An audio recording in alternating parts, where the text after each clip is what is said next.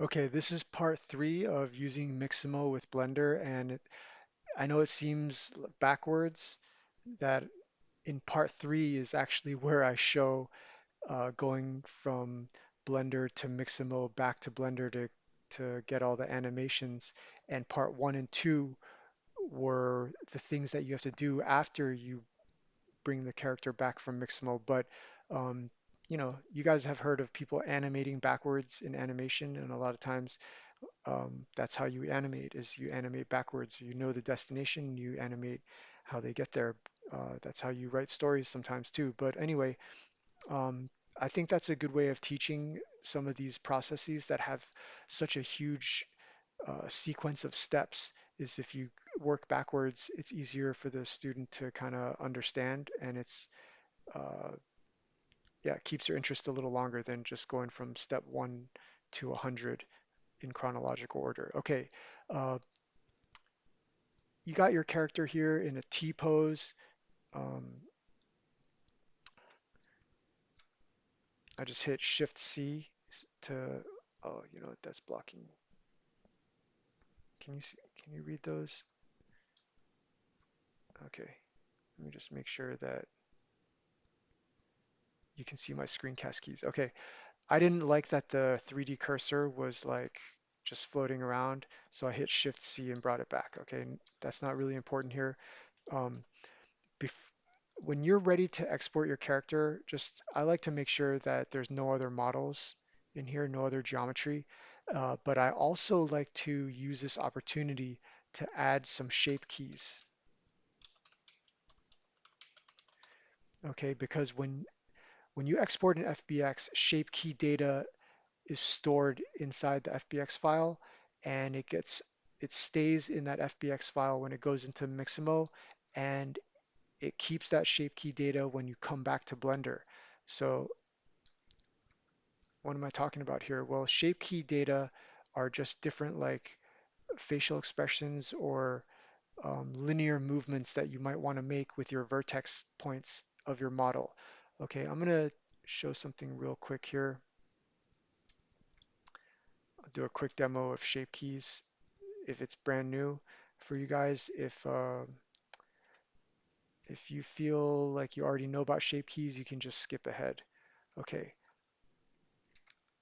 so I got a monkey head here, and if I go to the object data menu, when you want to create different facial expressions or shape key animation, you have to first create a basis. Okay, then you can create another one after that. That maybe I'll name this like big ears. Maybe I'll make another one and call it like eyes out or something. Okay, so check it out. I select big ears and then I switch to edit mode. All right, my head's in the way right now. And just to remind you guys, I'm talking about shape keys here. So you got to switch to edit mode and do not extrude, do not subdivide, do not change your vertex count. Okay, you can always just show your statistics here. Do not change any of these numbers.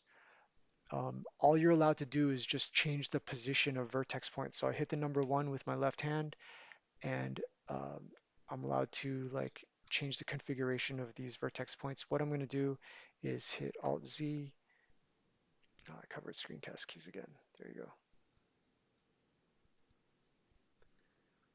Okay, Alt Z allows me to select through the model. I'll tap the letter C for paint select, and I'll just select a bunch of ears. You know what? I'll undo that, and I'll select symmetry. Okay, and then I can just like hit G and move them. Okay, I've got proportional editing turned on.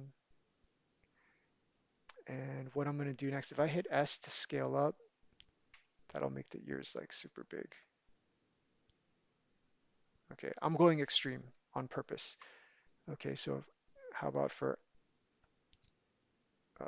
eyes out, switch to edit mode. And this time I'm going to switch to face mode and I'll use paint select to just click and select those faces on the eyes, and I still had faces back here. Okay, and then I'm just going to hit GY, eyes out. Okay, back to object mode, and it looks like I didn't do anything, but that's because the value is still at 0. Like once you scrub this value, you can really utilize your shape keys. Okay. Um, One thing that people sometimes don't realize is that you can combine shape keys, meaning that, like, yeah, the eyes are protruding, but I can make another shape key called eye scale. And when I switch to edit mode to edit the shape key, I can just scaling from the center. How about I just scale one at a time because I am working with symmetry here. So I always go extreme because your value goes from 0 to 1, and you don't have to go all the way to 1, but in case you do, you now have the option. Okay, so for eye scale, I can scale those vertex points up while they're still pushed out. Okay, so hope that was a helpful crash course in shape keys, and I hope you guys try that out. All right, I've got my model here. You know what, I'm just gonna make sure I delete this monkey head, and I'll just go to, okay, time to just get rid of this. Okay, what I'm gonna do now is export character as an FBX,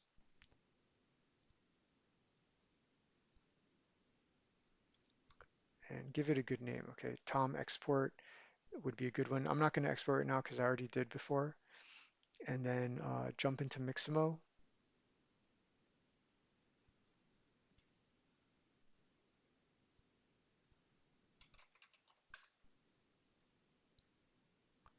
Okay, I already have a previous character in here, so I will upload a character.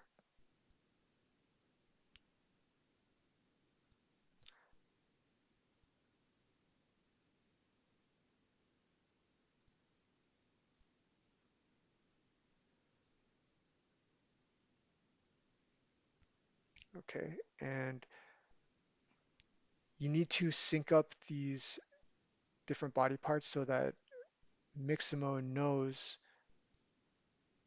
you know, what part of the body is the wrist, the elbow, the knees, and the groin.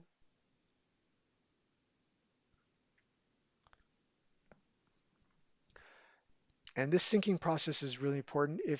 If you don't like the way your character is moving around, just try to re-upload, and even some, I noticed that sometimes if your uploading fails, if Mixamo doesn't really like your model for some reason, sometimes just moving some of those points a little bit up or down or left or right can make a difference.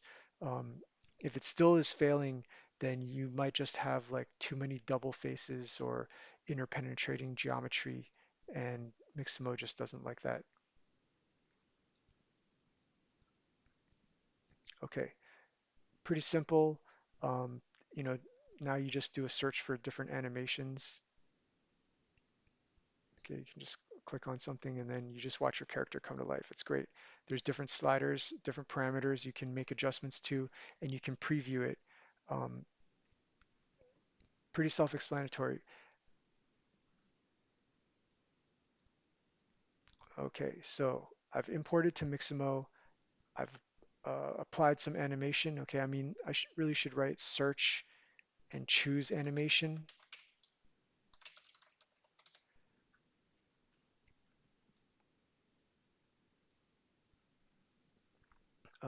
And then we're ready to download and then import back into Blender. Okay, so download, you just click this button and then it'll get saved. And to import into Blender, I showed this in part 1 and I think in part 2 as well. Just file, import, FBX.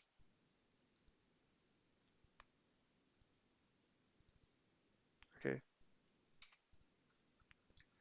and you guys can watch part one and part two to see how I kind of make some, how I organize the model, how I relink textures if they're not connected, and how I fix some of the weight painting and animation as well. All right, thanks for watching.